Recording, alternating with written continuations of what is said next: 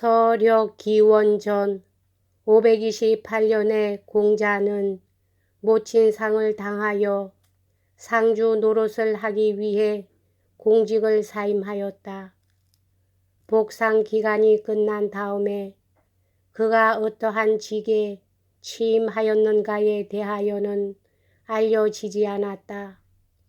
그러나 공자가 당시 이미 위인으로서 세간의 주의를 끌고 있었다는 점으로 보아 그는 아마 교사 노릇을 하였으리라고 보여진다.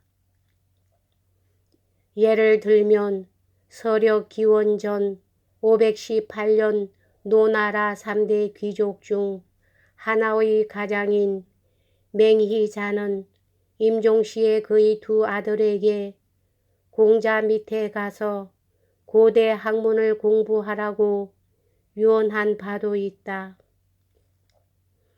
이들 두 아들 맹희자와 남궁 경숙의 주선으로 나중에는 공자는 노군의 허락을 얻어 주의 수도 낙양을 방문하여 위대한 주왕실의 유재를 볼 수 있었다. 주는 이미 정치적으로 약화되었지만 그 당시 아직도 문화의 중심지였다. 옛날의 화려함은 사라졌지만 아직도 수도 낙양에서는 장엄한 문화의 편린을 엿볼 수 있었다. 공자는 외교관으로 그곳을 방문한 것이 아니고 주왕조의 의식과 음악을 연구하기 위하여 방문한 것이었으므로 유명한 음악가인 장홍과 노자란 이름으로 오히려 잘 알려진 왕실 도서관의 관리인 노담을 방문하였다. 공자의 박식함에 감명받은 장홍은 다음과 같이 말하였다. 그는 항상 고대의 제왕을 찬양한다. 그는 겸손하고 예의 있게 행동하며 모든 문제에 관하여 알고 있고 또한 비상한 기억력을 가졌다. 그의 지식은 무진장인 것이다. 그에게서 선현의 모습을 엿볼 수 없을 것인가. 그러나 노자는 그와는 달리 공자에게 겸양과 소박한 생활에 관한 교훈을 주었다. 당신이 말하는 모든 사람은 지금은 이미 죽어 없어진 사람, 그들의 뼈는 썩어 흙이 되었고 다만 그들의 말씀만이 남아있다. 귀인이 운이 좋다면 그는 성공할 것이다. 그러나 환경이 좋지 못하다면 그는 발이 묶인 사람처럼 앞으로 나가지 못할 것이다. 많은 재물을 갖고도 그것을 잘 저장하였기 때문에 가난하게 보인 훌륭한 상인과 훌륭한 미덕을 갖고 있으면서도 바보처럼 보인 귀인의 이야기를 들은 바 있다. 당신의 오만한 생각과 많은 욕망을 버리시오. 당신의 꾸며진 행동 거지와 성욕을 버리시오. 이러한 것들은 당신에게 해로운 것입니다. 내가 당신에게 들려줄 말은 이것뿐입니다. 주나라 방문을 마친 후 공자는 노자의 위와 같은 진실되나 거슬리는 충고에 하등 기분을 상함이 없이 제자들에게 다음과 같이 말하였다. 나는 새들은 날고 물고기는 헤엄치고 짐승들은 뛴다는 것을 알고 있다. 그러나 뛰는 자는 함정에 빠질 것이요 헤엄치는 자는 낚시에 걸릴 것이요 나는 자는 화살에 맞아 떨어질 것이다. 그러나 용을 보라.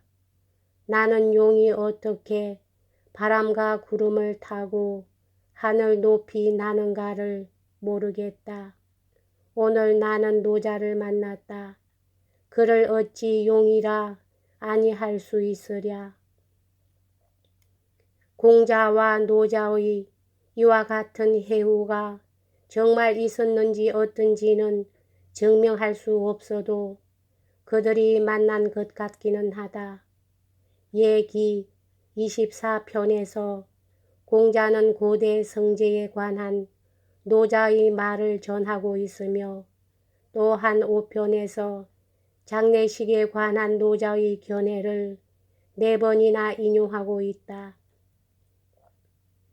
어떻든 공자와 노자가 만나자마자 의견 대립이 있었던 것으로 묘사된 것이 재미있다. 후세에 줄곧 그들의 철학은 그와 같이 대립되었기 때문이다.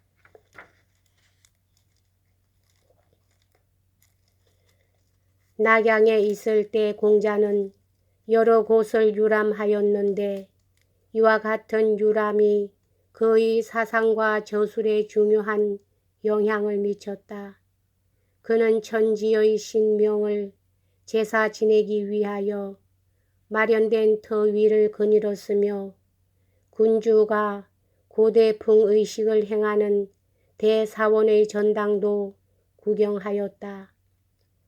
전당 안에는 한 남자의 동상이 있는데 이번 세계의 집게로 봉해졌으며 그의 등에는 말을 조심하라, 너무 수다스럽게 말하지 말라, 말은 재앙의 시촌이라 는 경구가 적혀 있었다. 공자는 이것을 보고 매우 감동하여 이 경구는 참으로 진리이며 우리의 생각과 합치되는 것이다 라고 제자들에게 말하였다. 공자는 또한 왕이 봉건 제후를 영접하는 곳인 광명의 정당을 구경하였다. 전당의 벽에는 요 순의 제왕을 비롯하여 주의 문왕과 그리고 어린 무왕을 무릎 위에 앉히고 있는 주공의 초상이 그려져 있었다. 공자는 그 제왕들의 위엄과 사원의 웅대함과 그리고 전당의 아름다움과 주공의 위대함에 매우 감동하여 동반자에게 다음과 같이 소리쳤다. 이제 나는 주공의 지혜를 이해할 수 있으며 주 왕실이 어떻게 이와 같은 장려함을 이룰 수 있었던가를 알 수 있게 되었다. 우리가 사물의 형태를 비춰보는데 거울을 사용하듯이 우리는 현재를 이해하기 위하여는 고대를 연구하여야 할 것이다. 비록 공자는 낙양에 오래 체류하지는 아니하였으나 이 방문을 통해 그는 문화적 유산에 대한 이해를 깊게 하였으며 장래의 학구에 관한 안목을 넓혔으며 또한 주 왕실의 위대함을 깨닫게 되었다. 노나라에 돌아온 후도 공자는 교육에 힘썼는데 그의 명성은 대단히 높아졌으며 가지각층의 젊은이들이 고전과 예, 정치를 공부하기 위하여 그의 문화에 모여들었다. 50세가 될 때까지 공자는 공직에 취임한 적이 없다. 공자는 50세 때 비로소 치안을 맡는 관직에 임명되었으며 곧 사법 대신으로 승진되었다.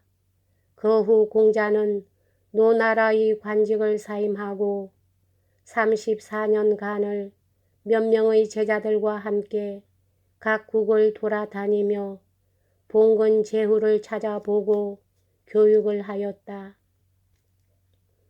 그리고 마침내 그가 노왕의 부름을 받고 노나라에 돌아왔을 때는 그는 이미 68세의 노인으로 정치에 아무런 영향을 미칠 수 없었던 것이다. 공자는 직접 정치에 영향을 미치려는 그의 노력이 관료들의 질투로 좌절되자 간접적이고 더욱 확실한 방법에 의하여 그의 목적을 이룩하려고 노력하였다. 그는 청년들을 교육하고 그의 교육의 자료가 되는 고대의 문헌을 기록하여 발간하는 데 더욱더 힘을 경주하였다. 서력 기원전 482년 공자는 그의 하나밖에 없는 아들을 잃었다. 그리고 이어 다음 해에는 그가 가장 총애하는 제자 안회를 잃었으며 서력 기원전 479년에는 그 자신 향년 73세로 눈을 감았다. 이 위대한 성현의 생애는 국가애의 봉사, 청년들의 교육, 그리고 후세를 위한 중국 문화의 기술이라는 세 부문으로 나눌 수 있다. 이 세 부문의 활동은 상호 중복되는 것이나 다음에 각각 저를 달리하여 살펴보기로 한다. 여기까지 하겠습니다.